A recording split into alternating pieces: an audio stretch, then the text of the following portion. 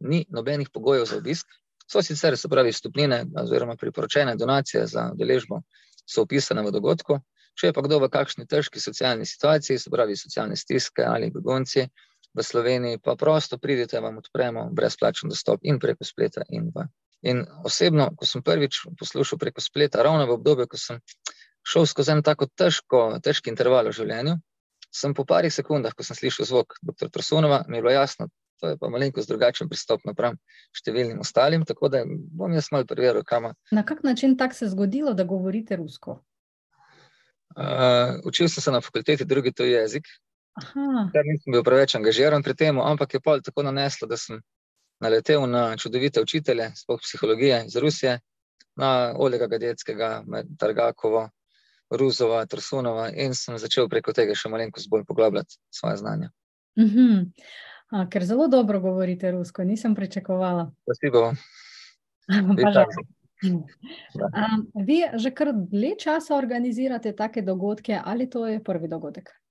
Imeli smo že dr. Tursunova 2-krat v Sloveniji, drugače pa sam tudi predavam cirka 10 let. Aha. V raznih, preko 300 šolah, šolah, zavodih, društvih.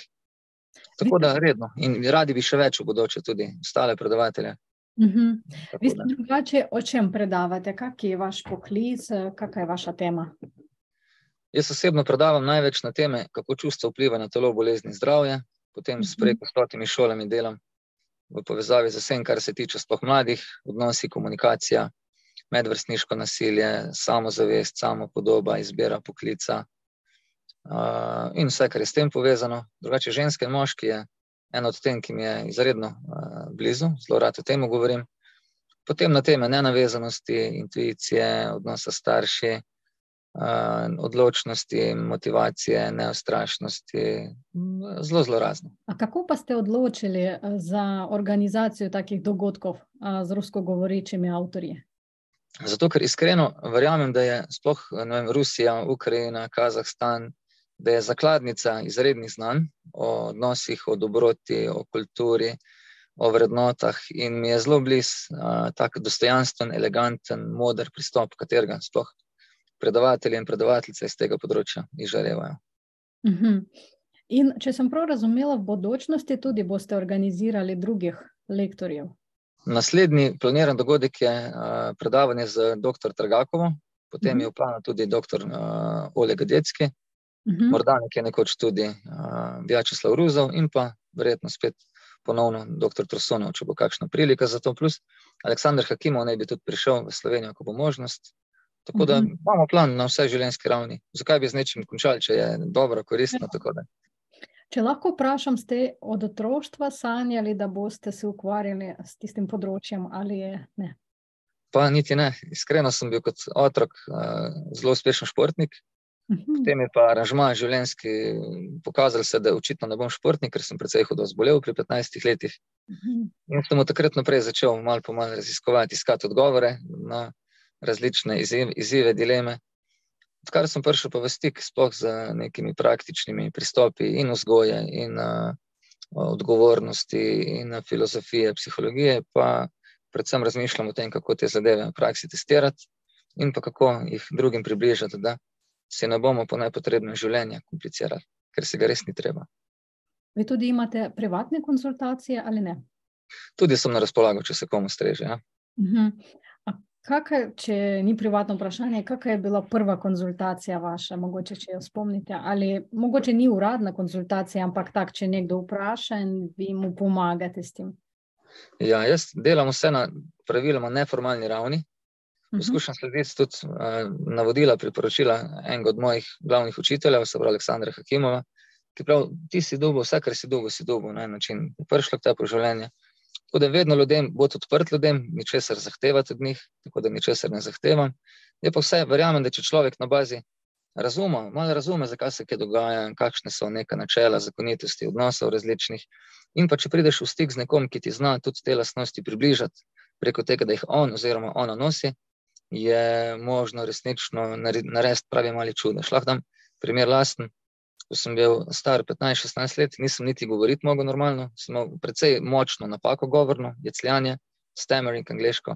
In odkar pa malo na drug način svet razumem, z ljudmi se družim čudovitimi, je pa zadeva resnično več ljudi, kot ja rajši govorim. Drugače pa verjamem, da je, pregovor verjetno poznate, najboljše zdravilo je ljubezen.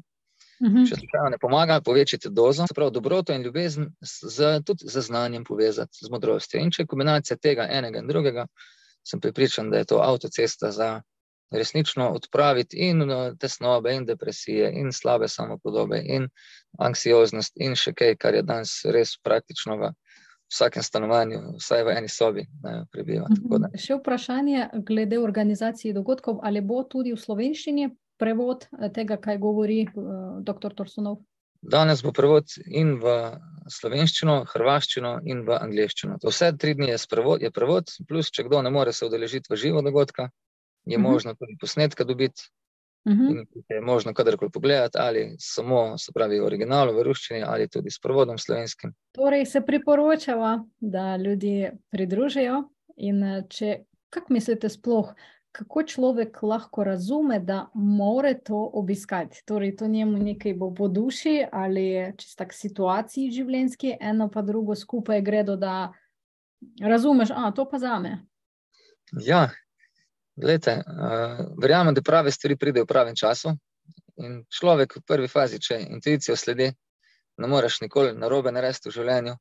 Je pa res, da se marsikdo včasih celo malenkost boji takih predavanj, zato ker vsaj predavatelji so mi zelo všeč te, katere sem tudi naštel in posebej dr. Torsunov, ker poskuša človeku predati občutek odgovornosti in hkrati možnosti za to, da res vpliva na svoje življenje pozitivno, da ne rabi čakati nikogar drugega, da je dovolj, da sam naredi tisto, kar ima za narediti, da vse ostalo pride pa v pravem času.